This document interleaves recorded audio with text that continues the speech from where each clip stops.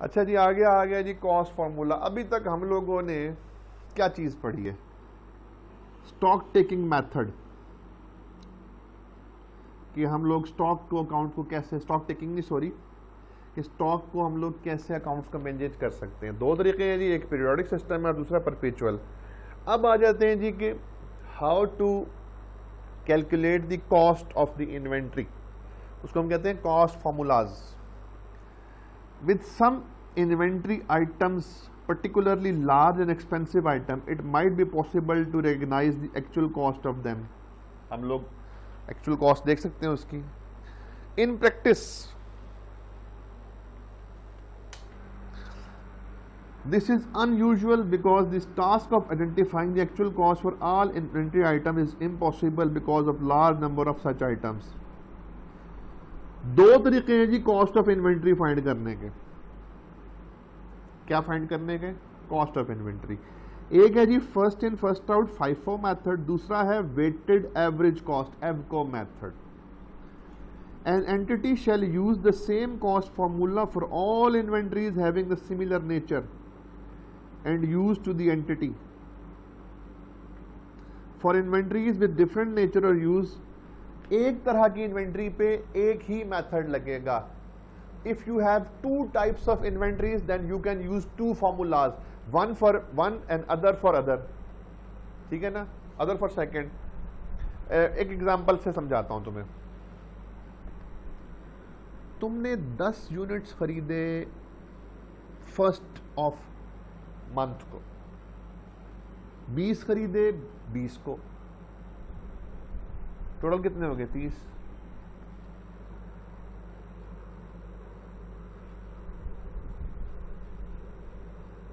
बाईस को तुमने इनमें से 18 यूनिट बेच दिए। अब सवाल ये पैदा होता है कौन से वाले 18 गए हैं, आउट हुए हैं?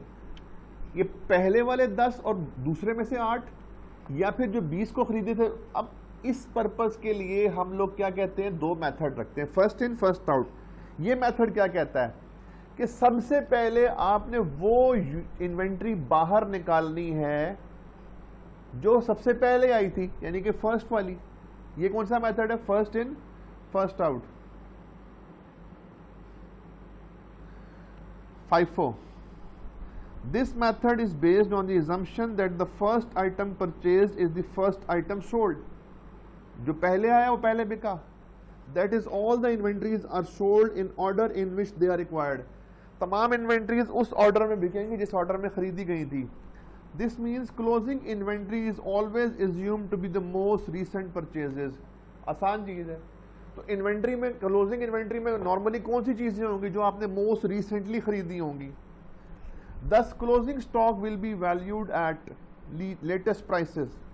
तो क्लोजिंग स्टॉक किस पे वैल्यू हो रहा होगा? जो लेटेस्ट प्राइसेस हैं उन पे। Very important point. In both periodic and perpetual system, closing inventory value as well as cost of sales value is same. यहां पर क्लोजिंग इन्वेंट्री और कॉस्ट ऑफ सेल्स की वैल्यू क्या होगी? सेम होगी। इससे कोई फर्क नहीं पड़ेगा कि भाई आपके पास क्या डिफरेंस आ रहा है FIFO मेथड में। वेटेड एवरेज क्या है? While applying weighted average, the working of closing stock under periodic system is different from perpetual system. यहां पर क्या है? यहां पे चूंकि हम लोगों ने एवरेज लेनी है, तो यहां पर जो आपके पास आंसर आएगा परपेचुअल में और पीरियोडिक में वो डिफरेंट आएगा। ये आपको एग्जाम पॉइंट ऑफ व्यू से याद होना चाहिए कि जो मेथड आंसर आएगा परपेचुअल और पीरियोडिक में, EVCO मेथड में वो डिफरेंट होगा, लेकिन FIFO का सेम होगा। अच्छा, अंडर पीरियोडिक सिस्टम जी क्लोजिंग स्टॉक किसके इक्वल होता है? Opening stock plus purchases minus net sales जो बिक गए।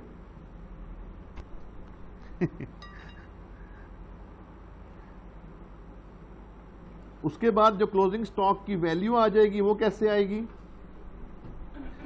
क्वांटिटी को मल्टीप्लाई कर दो रेट के साथ।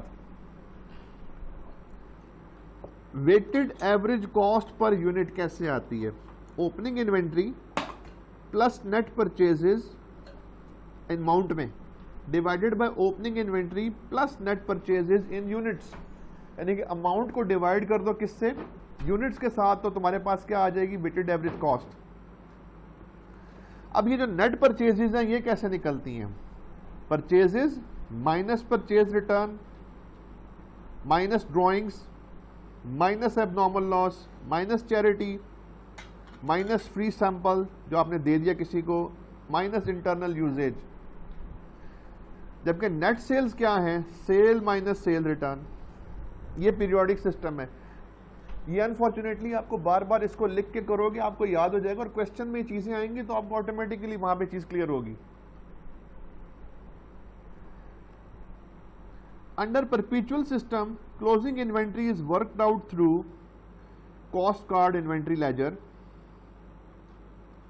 ठीक है। उसमें तो हम हर दफा कॉस्ट ऑफ सेल्स को हम लोग अपडेट कर रहे होते हैं। The weighted average method calculates a new average cost per unit after each purchases. यहां पे तो हमें हर दफा एवरेज कॉस्ट नहीं निकालनी पड़ेगी।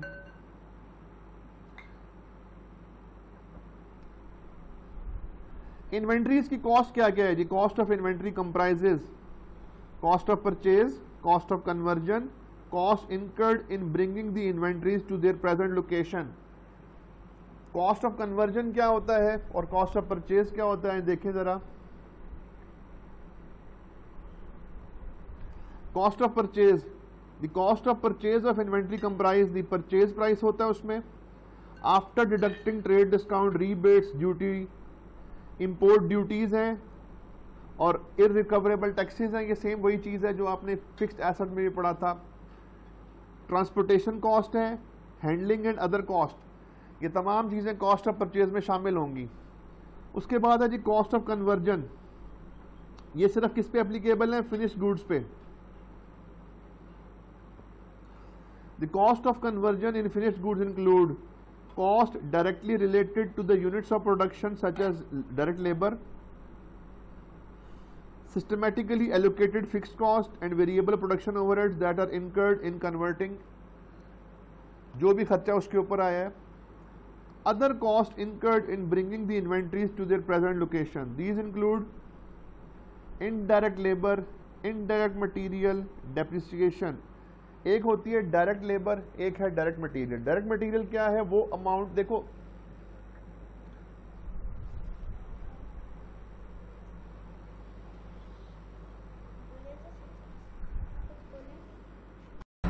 अच्छा जी, कॉस्ट ऑफ कन्वर्जन की हम बात कर रहे थे। देखो जब भी हम कोई चीज बनाते हैं ना कॉस्ट ऑफ मैन्युफैक्चरिंग में, तो तीन कॉस्ट लगती हैं, मटेरियल, लेबर एंड ओवरहेड्स। इन दोनों को हम क्या कहते हैं, प्राइम कॉस्ट। और लेबर एंड ओवरहेड्स को हम क्या कहते हैं, कन्वर्जन, कॉस्ट ऑफ कन्वर्जन। यानी कि उसको एक फॉर्म से दूसरी फॉर्म में कन्वर्ट करने के लिए मटेरियल को, यानी कि एक रॉ मटेरियल से हमें कोई फिनिश गुड्स बनाने के लिए हमें लेबर चाहिए और ओवरहेड्स चाहिए। अच्छा, अब ओवरहेड्स में आपके पास इनडायरेक्ट मटेरियल आ जाता है, ठीक है जी। ये जो मटेरियल लिखा हुआ है इसको हम कहते हैं डायरेक्ट मटेरियल। डायरेक्ट मटेरियल हम लोग कह सकते हैं ये वो मटेरियल है जो किसी भी प्रोडक्ट में आपको मिल जाएगा। फॉर एग्जांपल, आपने एक ग्लास बनाया, जग बनाया, अब उस जग पे जो मटेरियल लगा हुआ है वो डायरेक्ट मटेरियल है।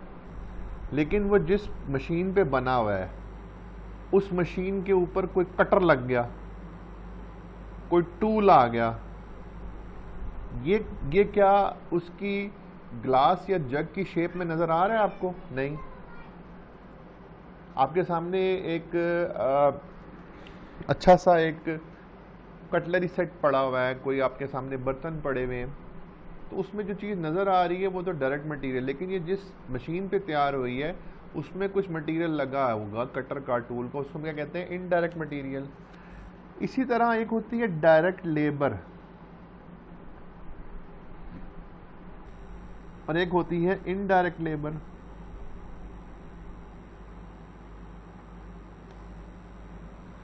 ठीक है, डायरेक्ट लेबर तो वो चीज़ है जो कि डायरेक्टली उस प्रोडक्ट में आपको नज़र आ रही है।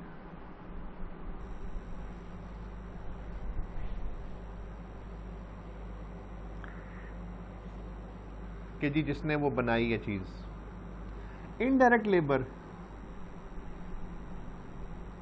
एक मशीन है, उस मशीन को ठीक करने के लिए हमने कोई स्टाफ रखा हुआ है, उसको हम लोग पे करते हैं, तो वो इनडायरेक्ट लेबर में आ जाएगा उसमें। सो अगर मैं आपको बताऊं, इसमें ओवरहेड्स दो तरह के आ गए। ओवरहेड्स वो कॉस्ट हैं, ओवरहेड कॉस्ट जो मटेरियल और लेबर के अलावा किसी भी चीज़ को बनाने में लग रही हैं। एक आ जाती है आपके पास वेरिएबल ओवरहेड्स, जो कि डिमांड या प्रोडक्शन के हिसाब से चेंज होते हैं। जितनी ज़्यादा प्रोडक्शन होगी उतने ये ओवरहेड्स लगेंगे। यानी कि for example indirect material, indirect labour. दूसरी तरफ होते हैं fixed overheads.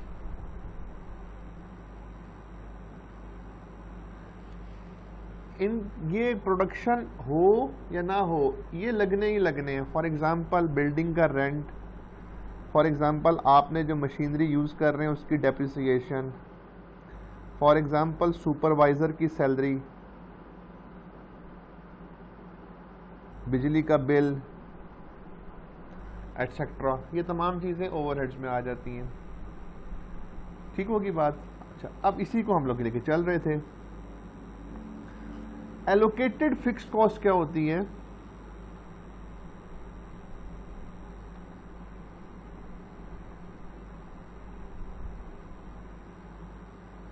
Allocated fixed cost होती है कि जब आप एक से ज़्यादा प्रोडक्ट बना रहे हो किसी प्रोसेस से, तो हम लोग एक प्रोडक्ट को सारे का सारा रेंट तो नहीं दे सकते, तो हमें रेंट को एलोकेट करना पड़ेगा डिफरेंट प्रोडक्ट। इसको कहते हैं एलोकेटिंग द फिक्स्ड कॉस्ट।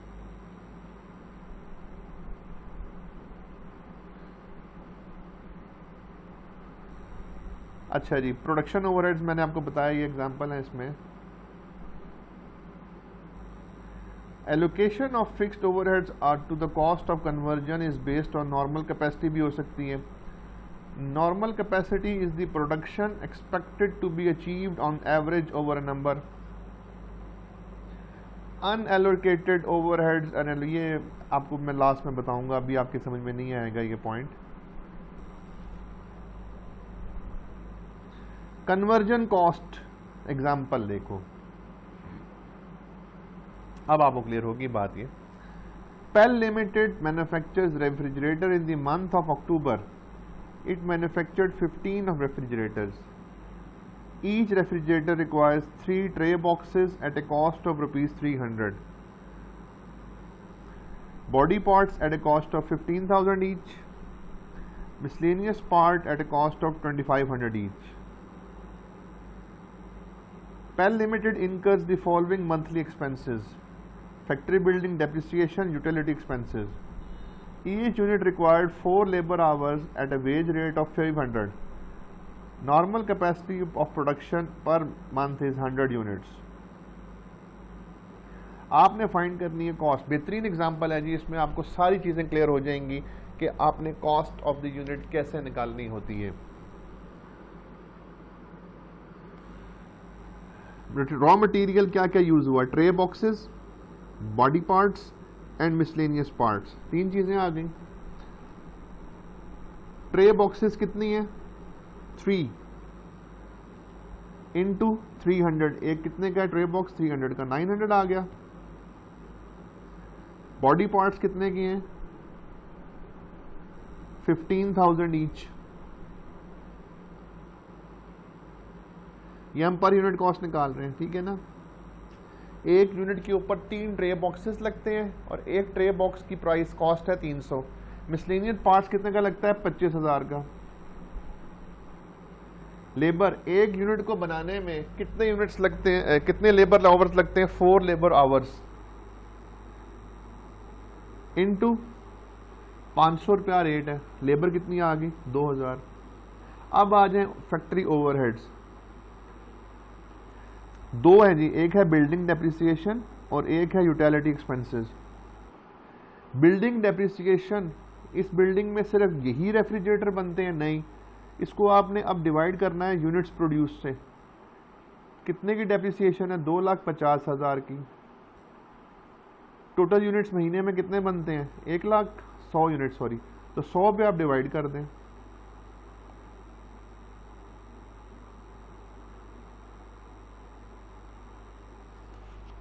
इसी तरह यूटिलिटी एक्सपेंसेस भी, इसको कहते हैं फिक्स्ड एड ओवरहेड, ये हमने एलोकेट कर दिया। Allocation of overheads according to the production capacity, according to the normal production capacity. तो ये टोटल 23,900 की हमारे पास कॉस्ट आ गई। अच्छा, नॉर्मल प्रोडक्शन कैपेसिटी क्या है? Allocation of fixed cost to the cost of conversion based on normal capacity, इसको हम कहते हैं। एग्जांपल एक और देखो,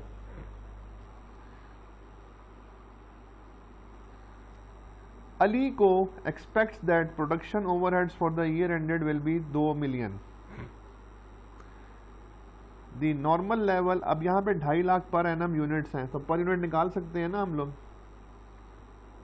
लेकिन due to decrease in demand, company can not achieve its normal level of production and produced only 200,000। Actually demand थी उसकी 2.5 लाख की, लेकिन अचीव कितना की है? 2 लाख। रॉ मटेरियल कॉस्ट है और लेबर कॉस्ट है 200 की, तो आपने कॉस्ट पर यूनिट निकालनी है।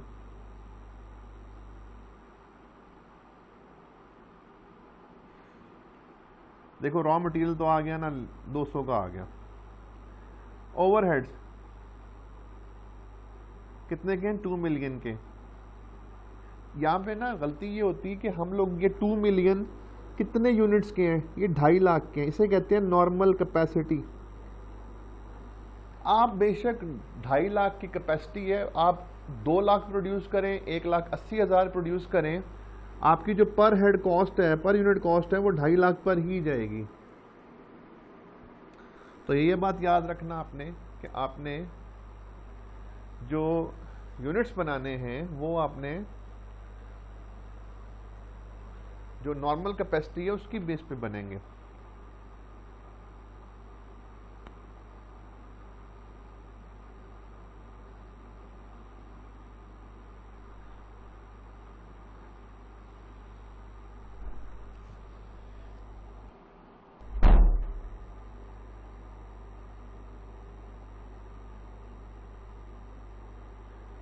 उसके बाद है जी other cost incurred in bringing the inventories to the present condition.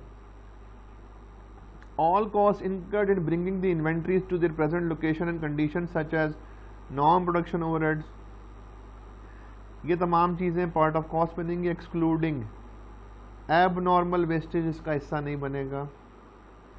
Storage cost inventory का हिस्सा नहीं है।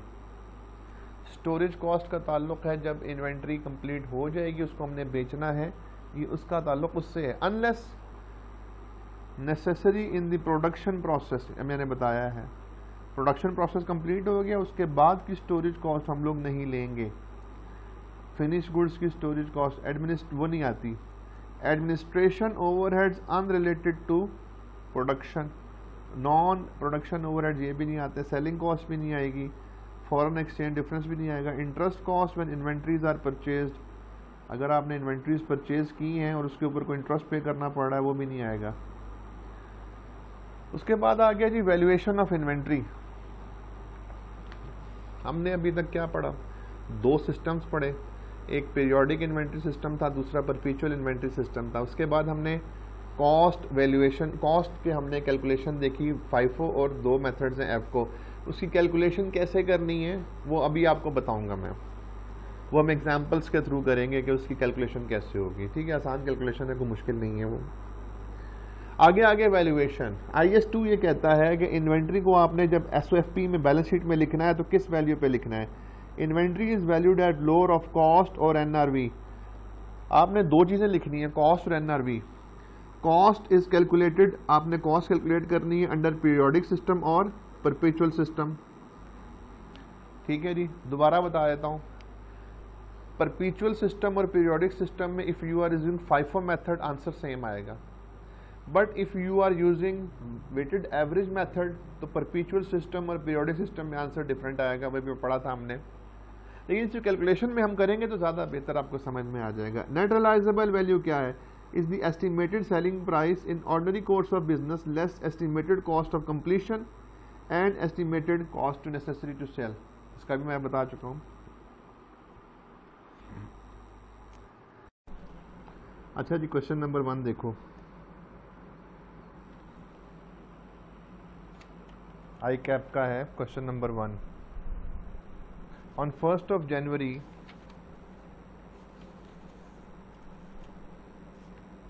company held 300 units of an item of finished goods inventory. These were valued at 22 each. During January 2012, 3 batches of finished goods were received. ये आ रहे हैं आपके सामने। Good sold out ये लिखे हुए हैं। आपने करना क्या है जी, आपने कंप्यूट करनी है cost of sales and inventory FIFO method and weighted average को मेथड से। स्टार्ट करते हैं जी, ज़रा आपको साथ साथ तरीका पता चल जाएगा। सबसे पहले करते हैं FIFO से। FIFO क्या था? First in first out.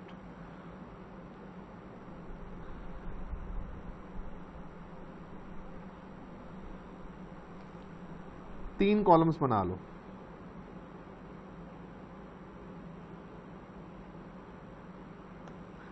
Purchases, sales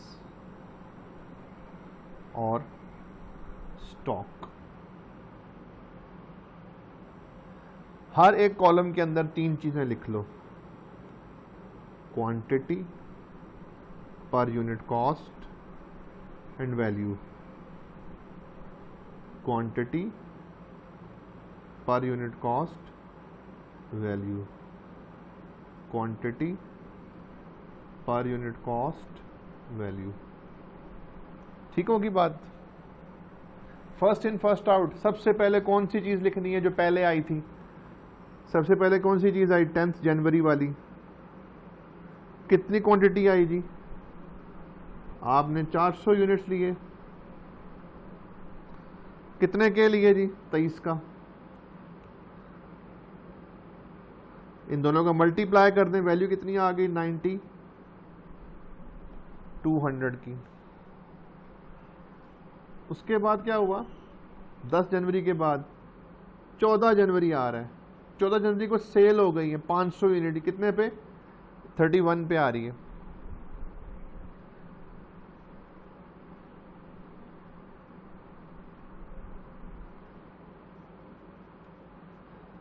अच्छा, अब 10 जनवरी को 400 यूनिट्स थे तुम्हारे पास।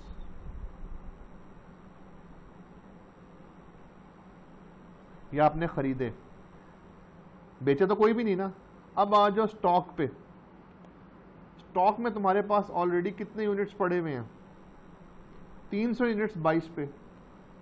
तो यहां पे मैंने ओपनिंग स्टॉक लिख दिया 300, 22, 6600।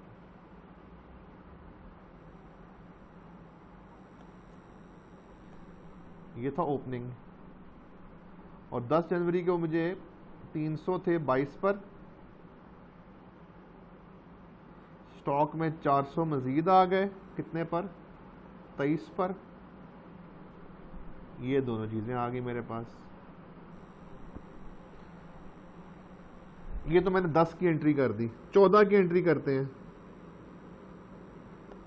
14th को आपने, अब डेट वाइज चल रहा है, 14 जनवरी को जो सेल की है उसमें 500 यूनिट्स बेचे हैं आपने। कितने? 500। ये 500 में इन दोनों में से जाएंगे ना, 300 और 400 में से। पहले 300 वाला जाएगा। फर्स्ट इन फर्स्ट आउट क्या कहता है? जो पहले पड़े हुए हैं और फिर बाकी 200 जाएंगे 400 में से। ये 300 कितने पर पड़े हुए थे? 22 पे, और 200 14 जनवरी को जो आपने 500 यूनिट्स बेचे हैं उनमें से 300 यूनिट्स 22 वाले जाएंगे जो आपने 22 रुपए पे खरीदे थे, और 200 यूनिट्स 23 पे जाएंगे। First in first out. Stock में 2 यूनिट्स पड़े हैं, 2 तरह के, एक 300 पुराने वाले, एक 400 अभी 10 जनवरी वाले। तो सबसे पहले पुराने वाले बेचने हैं, 10 जनवरी वाले पुराने वाले। 6600। अच्छा, पर यूनिट कॉस्ट ही लेनी है आपने, ये चीज ध्यान में रखिएगा। और ये आ गया 4600। अच्छा, अगला इवेंट आ रहा है 20 जनवरी। 20 जनवरी को आपने 400 यूनिट खरीदे हैं 25 के, लिख लो 400 यूनिट्स 25 के।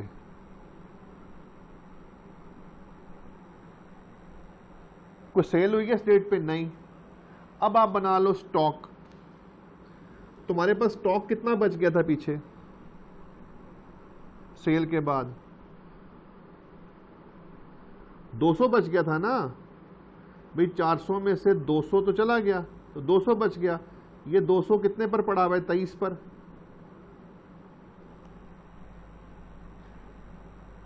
अब मजीद कितना लिया है? 400 लिया है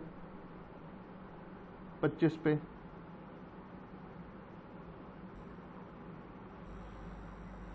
अब सेल कब हुई है?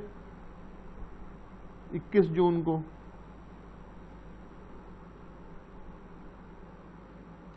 कितने यूनिट्स की? मजीद 500 यूनिट्स की। तुम्हारे पास पड़े हुए हैं 200 और 400। सबसे पहले कौन से बेचोगे? 200 बेचोगे ना, और फिर 400 में से 300। 200 वाले 23 पर हैं और 300 वाले 25 पर हैं।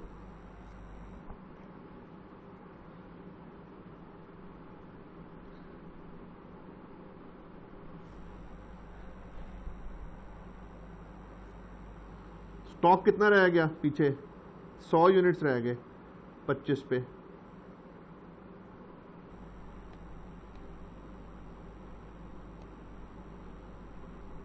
अब तुमने मजीद 25 जनवरी को खरीदे हैं 400।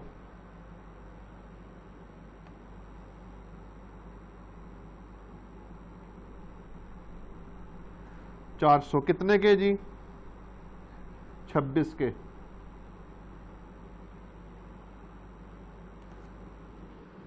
ये तुम इन्वेंट्री में कर लो ऐड।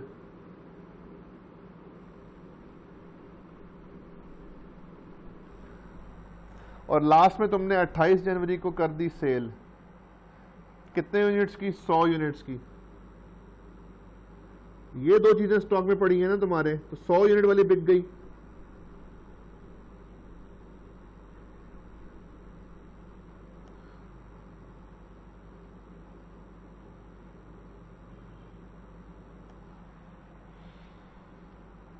अच्छा, अब जो सेल्स वाला कॉलम है ना यार, इसको टोटल कर लो। 1 2 3 4 5, ये उन यूनिट्स की कॉस्ट आई है जो तुमने बेच दिए। 6400, ये 25000 और 800 आ गया। अच्छा, तुम्हारे पास स्टॉक में कितना रह गया अब? सिर्फ 400 26 पर। ये 10,400 क्या आ गई है? इन्वेंट्री की वैल्यू। ठीक है, तो FIFO मेथड में तुम्हारे पास कॉस्ट ऑफ सेल्स की वैल्यू 25,800 आई है और इन्वेंट्री की वैल्यू 10,400 आई है। अब निकालते हैं वेटेड एवरेज मेथड से, एफको मेथड।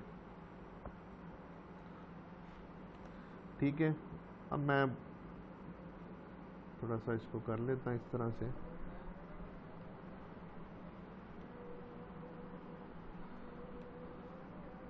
सबसे पहले लिखो 10 जनवरी की।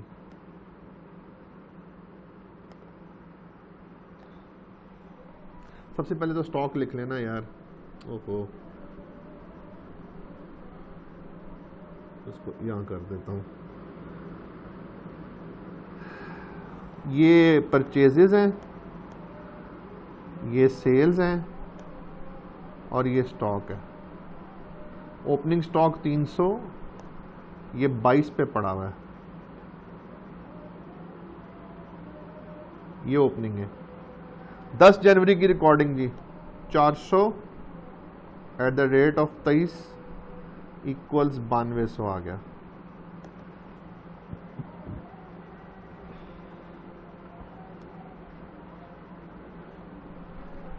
ये 400 इसमें ऐड कर दें जी,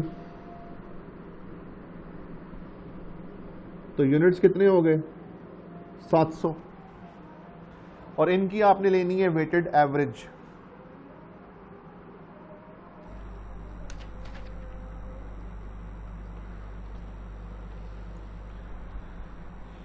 कैसे लेनी है? 400 23 पे है और 322 पे है, 6600 और ये था 9200। इन दोनों को ऐड करें। कैसे निकालना था? मैंने आपको कहा था एफको से पर unit cost amount divide by units. 15,800 divide by 700 आ गया। ये बनता है जी 22.57।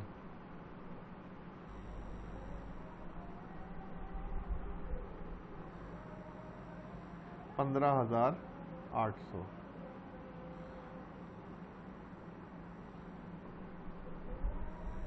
अगली रिकॉर्डिंग थी 14 जनवरी की, ये सेल की थी।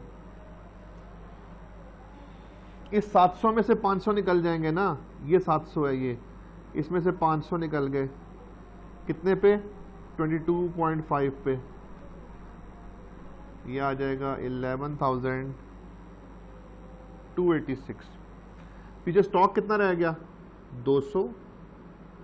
22.57 पीछे आ गया, ये 4514 कॉस्ट है। उसके बाद 20 जनवरी आपने मजीद 400 यूनिट्स लिए 25 पे। तो अब इन्वेंट्री में तुम्हारे पास कितने आ जाएंगे? 200 ऑलरेडी हैं, 14 जनवरी को पड़े हुए थे, 400 और आगे कितने हो गए? 600। अब निकालो इसकी वेटेड एवरेज। 200 है 22.57 पे और 400 आए हैं 25 पे। ये 10,000 है और ये 4514। ये आ गया जी 14,514 डिवाइडेड बाय 600। ये आ जाएगी 24.19। ये आ गई जी एवरेज कॉस्ट।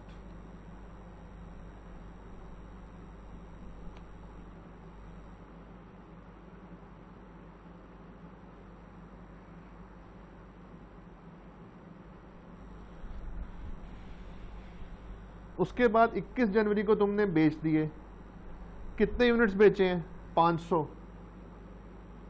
ये 500 इसमें से जा रहे हैं ना, 24.19 पे करो। अच्छा, अब 600 में से 500 निकल गए, पीछे कितने रह गए? 100। ये 100 किस पे वैल्यू हो रहे हैं? 24.19 पे।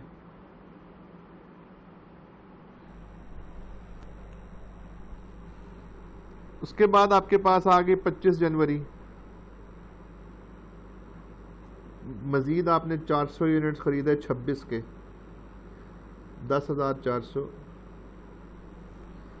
ऑलरेडी कितने यूनिट्स पड़े हुए थे? 100, 400 और आगे, टोटल कितने हो गए? 500। अब इसकी एवरेज कॉस्ट निकालो। 100 पड़े हुए थे 24.19 पे, 400 मजीद आए 26 पे। इन दोनों को कर लें ऐड। 12,819 divide by 500, 25.63। ये एवरेज कॉस्ट आ गई।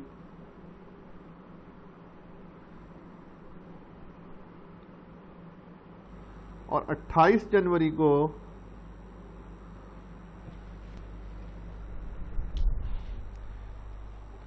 आपने 100 यूनिट्स बेच दिए इसमें से, तो ये 25.63 पे आ गए। पीछे कितने बच गए? 400, 25.63 पे 10,255। अब जो आखिर में बच गए, this is the value of inventory, और ये सेल वाला एलिमेंट है। इनके कॉस्ट को, जो चीज़ें बेची हैं, ऐड कर दो। 25,945। क्या वेटेड एवरेज में और फाइफो में कॉस्ट ऑफ सेल्स और इन्वेंट्री की वैल्यू सेम आ रही है? इधर इन्वेंट्री की वैल्यू कितनी आई है? 25,945। इधर कितनी आई थी? 25,800। नहीं सेम आई। इसका मतलब हुआ कि इन दोनों में वैल्यू सेम हो भी नहीं सकती है भाई, ठीक है, इन दोनों में वैल्यू डिफरेंट ही आएगी। और क्वेश्चन करेंगे, आपको बेहतर समझ में आ जाएगा। क्वेश्चन 2 देखें हम जरा। इसमें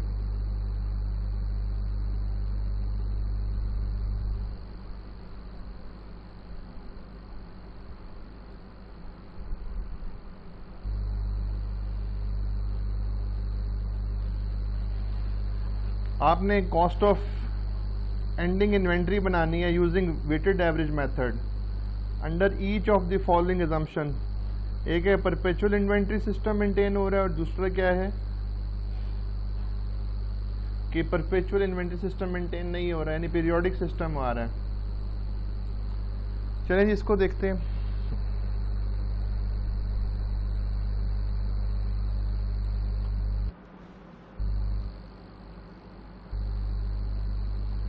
वही 3 कॉलम्स बना लो।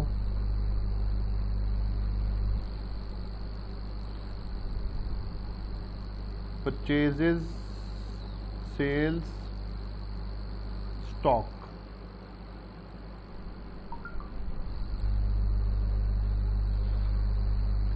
ओपनिंग स्टॉक लिखें सबसे पहले जी 1 अगस्त को। कितने यूनिट्स का है? 40,000 at the rate of 70।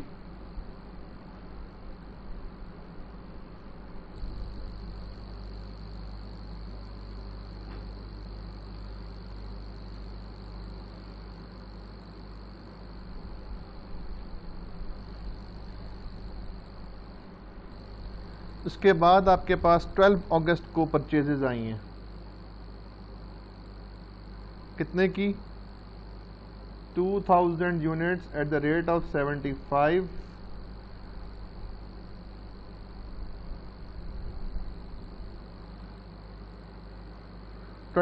Sorry 20 है। इनकी बना लें जी अब एवरेज।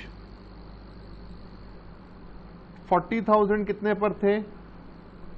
70 पर। 20,000 कितने पर आए हैं? 75 पे। अमाउंट दोनों की ऐड कर लो, डिवाइडेड बाय यूनिट्स कितने हो गए? 60,000। यह आ गया 71.667।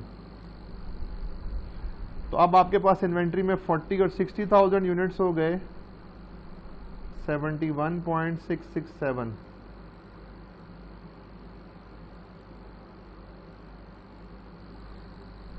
पंद्रह अगस्त को आपने सेल कर दिए 30,000 यूनिट्स। ये कितने पर थे? 71 पॉइंट, इसी में से निकलेंगे ना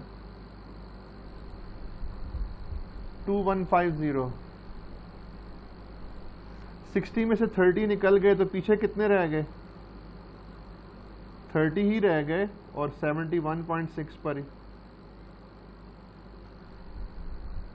उसके बाद 28 अगस्त को आपने मजीद 20,000 यूनिट्स लिए 78 पर।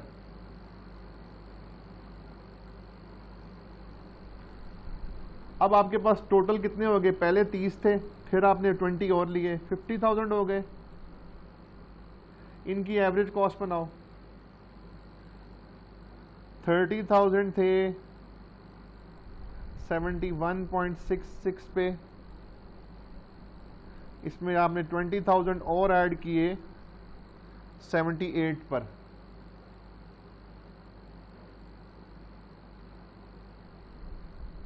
थ्री सिक्स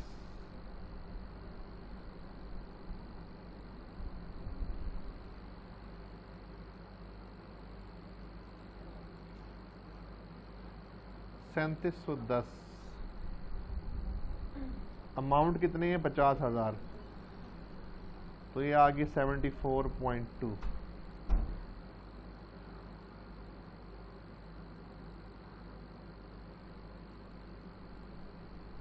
और फिर आपने 30 अगस्त को कितने बेच दिए? 20,000 बेच दिए। 74.2 पे 1484,000। पीछे कितने बच गए जी?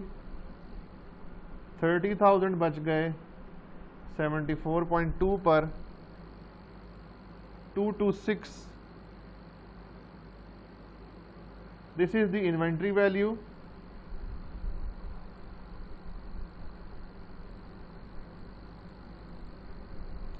जो आपके पास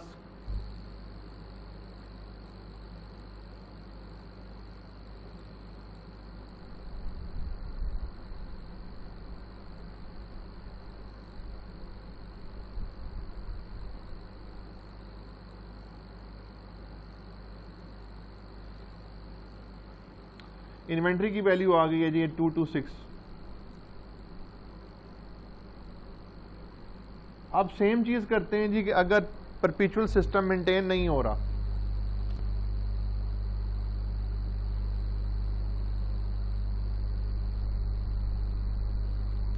सबसे पहले जी 1 अगस्त को ओपनिंग डाल लें जी 40 एट द रेट ऑफ 70। फिर आपने 12 अगस्त को किया 20,000 यूनिट्स।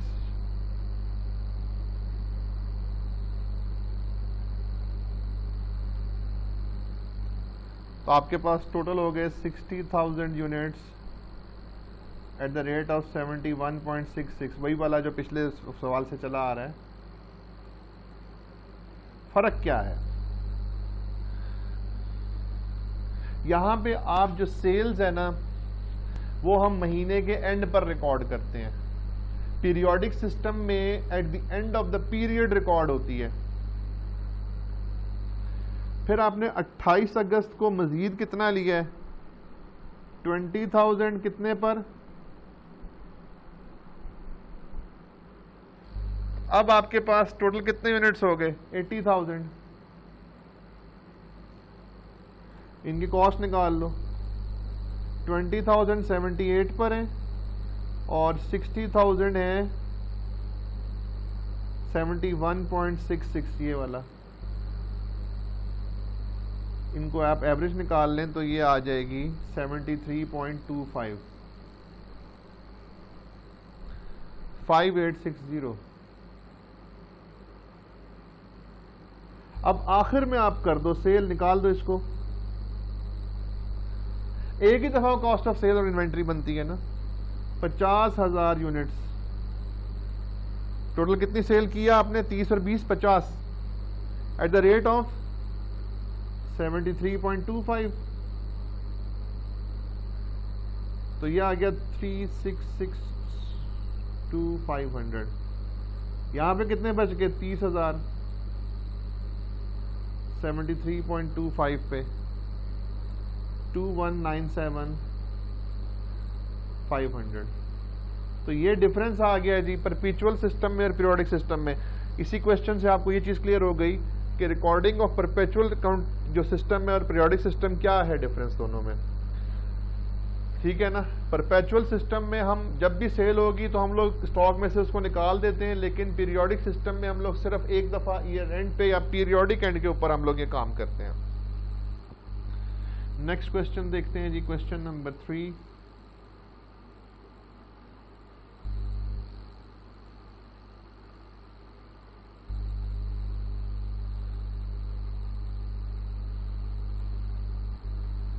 आपने जी FIFO और एवरेज स्टॉक कॉस्ट निकालना है।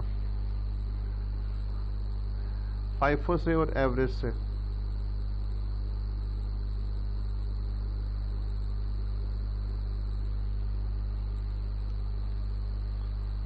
चलो जी देखते हैं, प्रैक्टिस हो जाएगी, बहुत लेंथी है ये।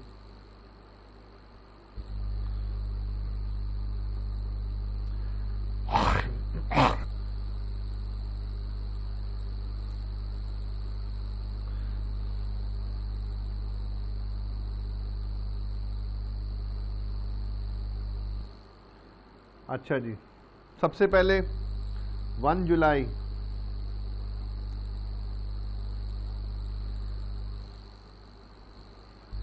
ओपनिंग स्टॉक है कोई नहीं, डायरेक्टली खरीदे हैं। 56 पे जी परचेज किया इसने, 56 एट द रेट ऑफ 20.5, ये आ गया 1148, और यही अमाउंट आपके पास स्टॉक में चली गई 56 eight the rate of 20.5, 1148।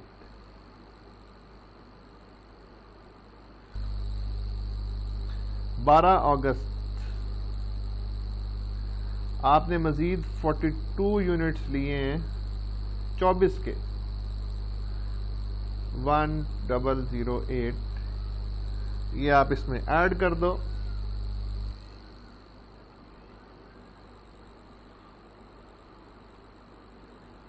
$42 eight the rate of 24, FIFO से पहले मैं निकाल रहा हूं।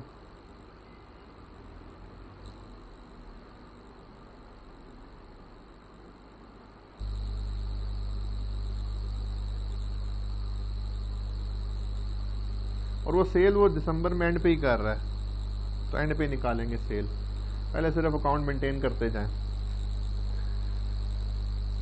फिर आपने 30 सितंबर को 49 एट द रेट ऑफ 26 लिए, 1274, ये भी ऐड कर दें। 49 एट द रेट ऑफ 26, 1274। फिर आपने 15 अक्टूबर को लिए 35 units at the rate of 35.2, 1232, ये भी ऐड कर दें।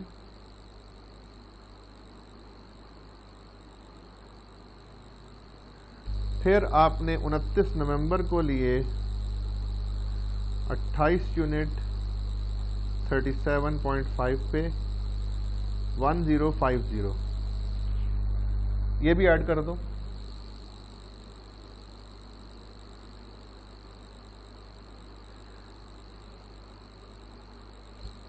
और फिर आपने 10 दिसंबर को 24 एट द रेट ऑफ 50, ये भी ऐड कर दो।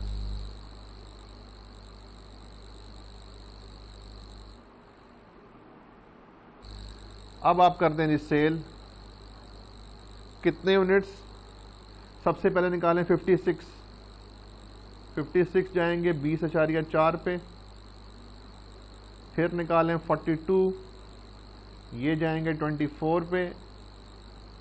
56 और 42 98 हो गए। अब करें 49 एट द रेट ऑफ 26, 98 और 49 147, पीछे 21 यूनिट्स रह गए, टोटल 168 बेचे हैं ना, तो ये 21 जाएंगे 35.2 पे।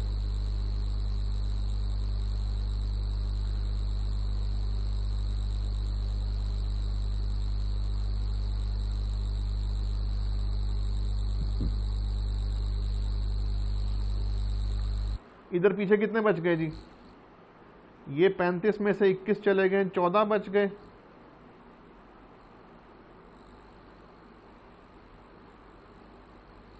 अच्छा, फिर 28 बच गए।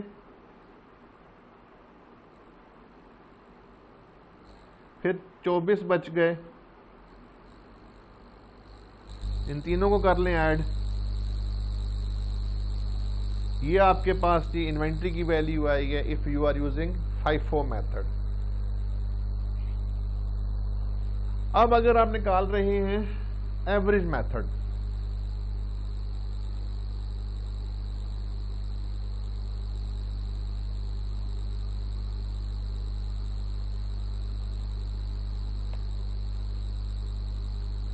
1 जुलाई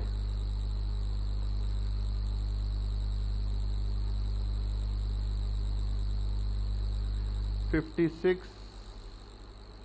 @ 1148 ये यहाँ पे लिखते जाएं।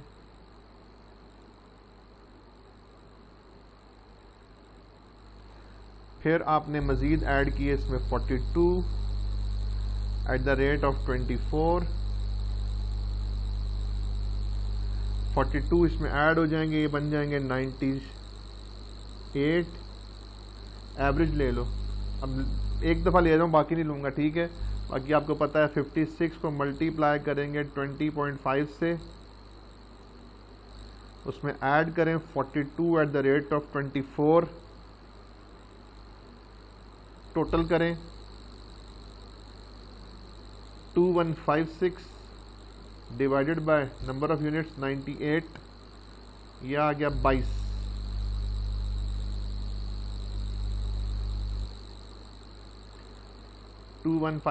कैलकुलेटर का काम है जी सारा। मजीद कितने यूनिट्स आए? 49। ये किस पे आ रहे हैं? 26 पे। 1274। 49 ऐड करें जी, 147 हो गए। तो हमारे पास 98 यूनिट्स किस पे पड़े थे? 22 पे। कितने के? 2156 के। उसमें कितने आए? 49। 26 पे 1274 ऐड कर लो 3430 divide by number of units, amount divide by number of units 23.33। बाकी अब आप खुद करेंगे आगे, कॉस्ट मैं नहीं निकालूंगा। 3430। फिर इसमें आपने मजीद 35 यूनिट्स ऐड किए 35.2 पे। तो यहाँ पे नंबर ऑफ यूनिट्स कितने हो गए टोटल? 182। और इनकी आपने एवरेज की, किसकी? इसकी और इसकी एवरेज की 25.61।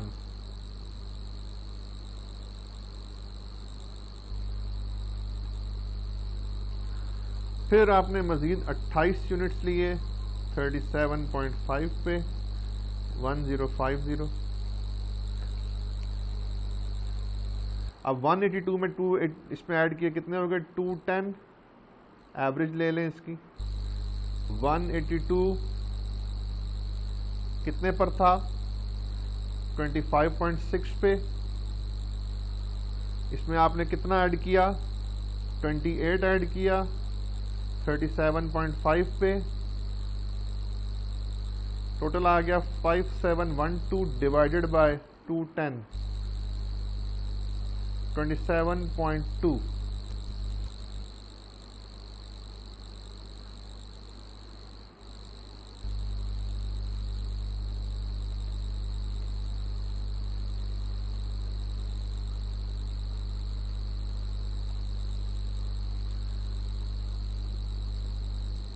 क्या आ गया जी? 5712। फिर आपने 24 यूनिट्स और लिए 50 के 1200, उसमें ऐड किया जी, ये आ गए 234 @ द रेट ऑफ, इनकी एवरेज बता रहा हूँ मैं आपको 29.53। तो दिस इज द इन्वेंट्री। इसमें से कितने बिक गए? 168 29.53 के।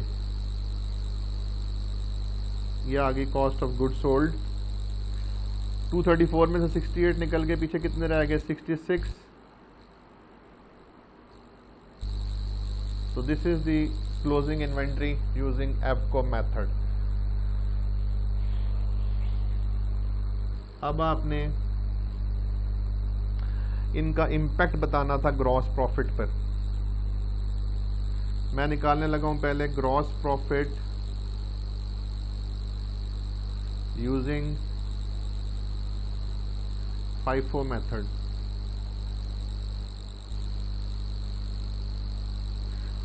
सबसे पहले क्या लिखते हैं? सेल्स। सेल्स कितने की हुई है? सेल्स 1688480 की। चलिए अब बनाएं जी कॉस्ट ऑफ सेल्स लेस करें। सबसे पहले क्या लिखते हैं, opening stock. Opening stock FIFO में कितने का था,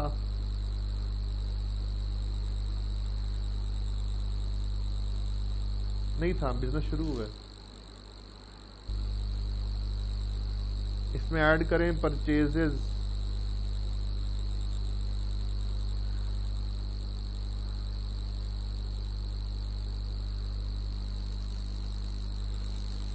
परचेजेस कितने की हैं, ये इन सब को ऐड कर दें आप, ये आपके पास परचेजेस आ जाएंगी, ये कॉस्ट ऑफ गुड्स सोल्ड आ जाती है आपके पास, और ये इन्वेंट्री, ये आ गया जी 6912 और स्टॉक है 2742। 6912 लेस करें क्लोजिंग स्टॉक 2743, यह आ गया जी 4169, तो ग्रॉस प्रॉफिट आ गया 4311। अगर आपने क्या यूज किया, FIFO। अब अगर आप यूज करते एबको, सेल वही है 8480। अब बनाएं cost of sales, opening stock कोई नहीं है, परचेजेस वही 6912 की हैं, फर्क पड़ता क्लोजिंग स्टॉक का, ये निकाला है आपने 1950। तो आपके पास ग्रॉस प्रॉफिट की फिगर दोनों में चेंज आ रही है।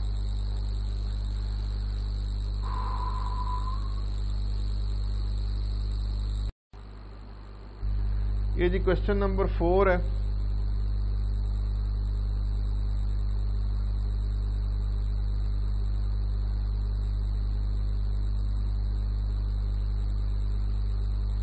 इसको आपने compute the value of ending inventory assuming the company uses FIFO method and applied the FIFO से आप निकालेंगे कॉस्ट। मैंने क्या बताया था आपको कि inventory is valued at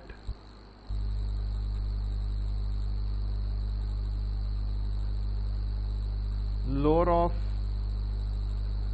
cost. Cost निकालने के दो तरीके कौन कौन से, एक है FIFO, दूसरा कौन सा है, एबको।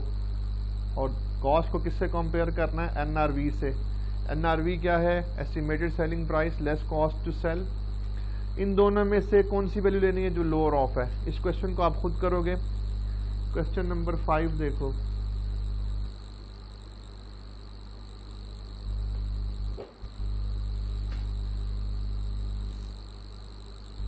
ये करते हैं सवाल। अच्छा जी, क्वेश्चन नंबर 5 देखो यार, आपने फाइंड करना है, ये आपने FIFO और एबको से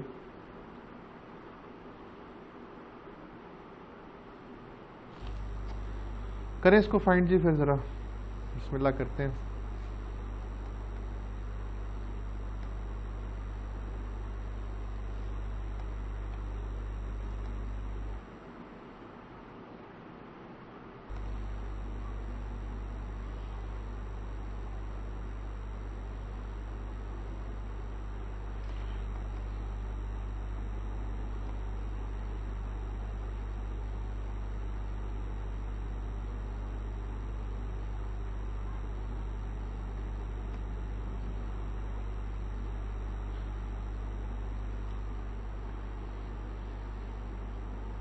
सबसे पहले जी मैं वेटेड एवरेज से निकाल रहा हूँ।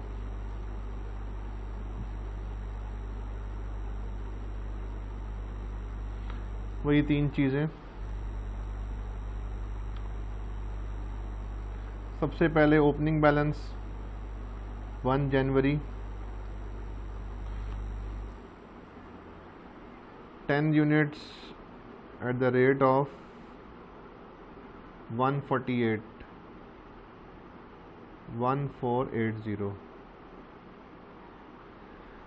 उसके बाद ये 6 जनवरी को आपने 15,000 यूनिट्स खरीदे, कितने के? 150 के।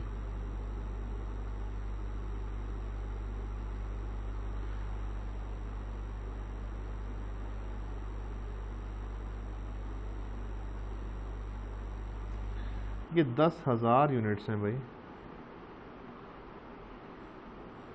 तो 10,000 और 15,000 कितने हो गए? 25,000 हो गए ना। इनकी एवरेज लो, एवरेज आ जाएगी 149.2, ये किया हुआ मैंने ऑलरेडी, 3730,000। फिर तुमने 10 जनवरी को सेल कर दी 18,000 यूनिट्स की, किस पे जाएंगे?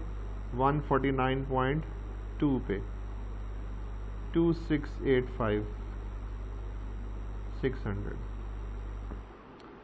पीछे कितने रह गए? यहाँ पे 7,000 रह गए ना। 7,000 इंटू 149.2 1044। ठीक है, 10 जनवरी को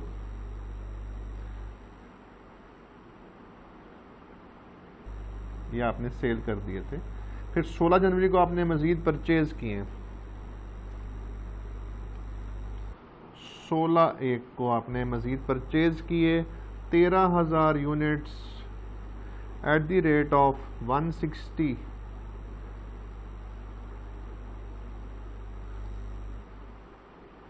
सात ऑलरेडी थे, 20,000 हो गए।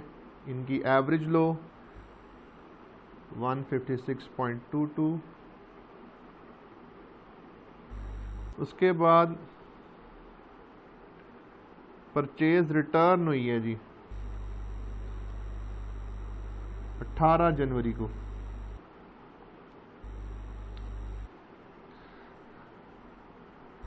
ये माइनस कर दोगे यहाँ से ना, purchase return 1,000 units at the rate of 150,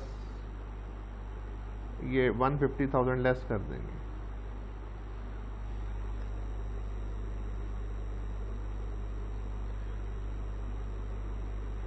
पीछे कितने यूनिट्स रह गए? 19,000 ना। अब नए तो नहीं खरीदे तो एवरेज तो नहीं लेंगे ना, वही रहेगी जो पिछली प्राइस थी।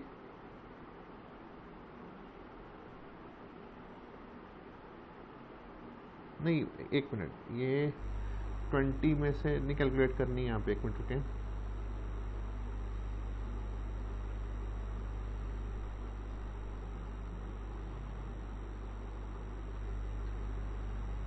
बीस 20,000 यूनिट्स कितने पर थे? ये थे 156.22 पे, 3124। ठीक हो गया। 1,000 यूनिट्स कितने पर थे? 150 पर आपने वापस किए 1.5 लाख। ये लेस कर दो, आ गया 2974 डिवाइड बाय 19,000, 156.55 चेंज हुई है जी, सॉरी।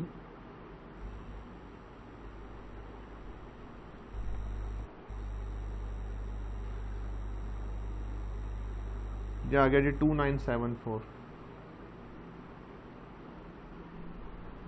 फिर आपने 25 जनवरी को सेल कर दी, कितने यूनिट्स की? 12,000 यूनिट्स की 156.55 पे।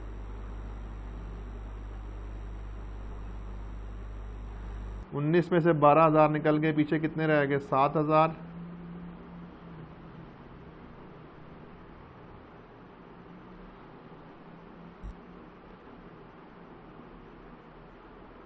$1095। फिर 28/1 को आपने ड्राइंग्स कर ली। ये भी तो आपकी इशू ख़त्म होगी ना। ये सेल, इसमें सेल भी आएंगी और ड्राइंग्स भी, दोनों आप कर दिया करो। 2,000 एट द रेट ऑफ 156.54।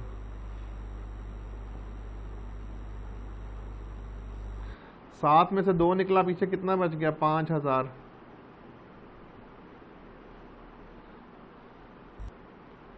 782। अच्छा, फिर 29 को आपने परचेजेस कर ली हैं 10,000 की 40 पे, ये ऐड कर लें जी इसमें 14, 10 और 5 15 हो गई, और इसकी अब वेटेड एवरेज ले लो 145.5, 2182,700। और आखिर में आपने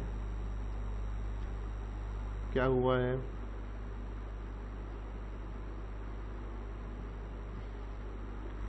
शॉर्टेज आया जी 800 का, ये भी निकल गया हुआ आपका। ठीक है जी, इसको भी निकालें, शॉर्टेज को भी 800, 145.5।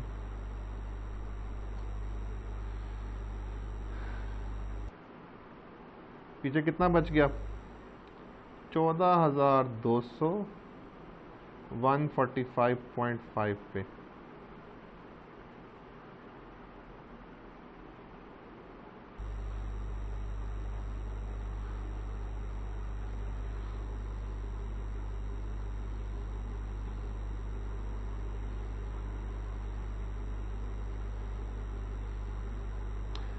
ठीक हो गया जी। अच्छा, ये आपने अब 54 पे निकाला,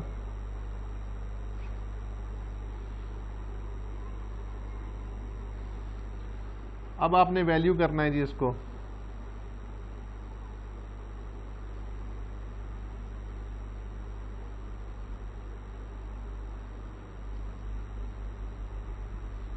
लेकिन यहाँ पे एक चीज़ देखें जी, आपके पास 1200 जो है ना इनमें से डैमेज्ड हो गई हैं, तो टोटल कितनी थी 14,200। इसके दो हिस्से कर लें जी, एक है 13,000 की यूनिट्स और एक है 1200। इस 13,000 की कॉस्ट तुमने अभी निकाली, कितनी थी, वो जाएगी 145.5 पे।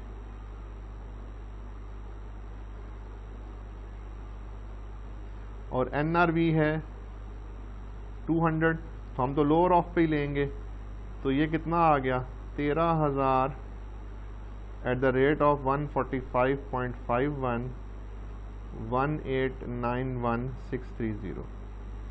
ये 1200 जो है इसकी कॉस्ट कितनी है, 1200 eight the rate of 145.5।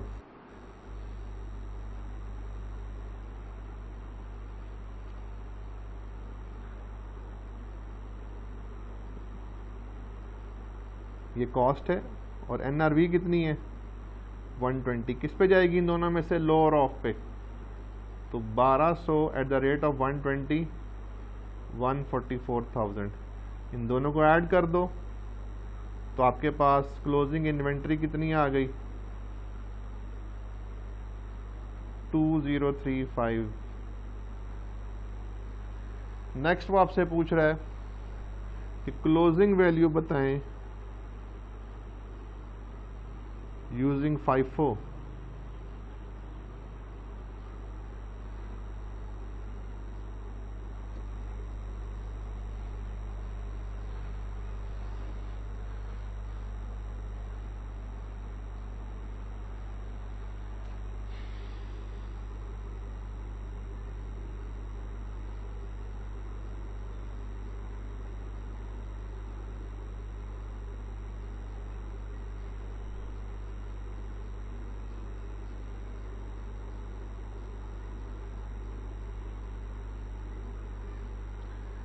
FIFO method में इन्वेंट्री में जो लेटेस्ट वाले होते हैं वो पड़े हुए होते हैं ना। अब लेटेस्ट तुमने ये 10,000 खरीदे थे और 13,000 वाला जो कि 160 पे है, ये दो पड़े हुए हैं, ठीक है ना। अच्छा, अब 10,000 वाला तो पूरा पड़ा हुआ होगा। FIFO में स्टॉक में जो लेटेस्ट वाला होता है वो पड़ा हुआ होता है ना, 10,000 वाला तो पूरा पड़ा हुआ है।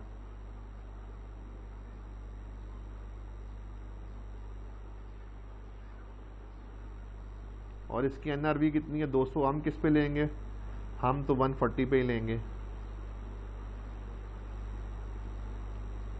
3000 वो 160 वाला पड़ा हुआ है, NRV कितनी है 200, हम तो 160 पे ही लेंगे, 480,000। 1200 ये भी 160 पे पड़ा हुआ है, जबकि NRV कितनी है इसकी 120, तो लोअर ऑफ लें जी 1200।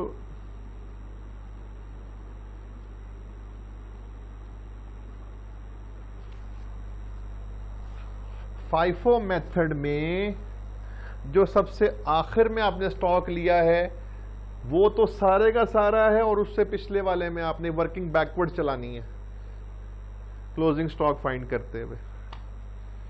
तो इसमें बेसिकली जो लेटेस्ट लिया था 10,000 वो तो सारे का सारा पड़ा हुआ है। अब 14,200 में से 10,000 वो वाला हो गया, बाकी 4,200 तो उससे पिछले जो खरीदा था वो आ जाएगा ना। अब देखें जी क्वेश्चन नंबर 9।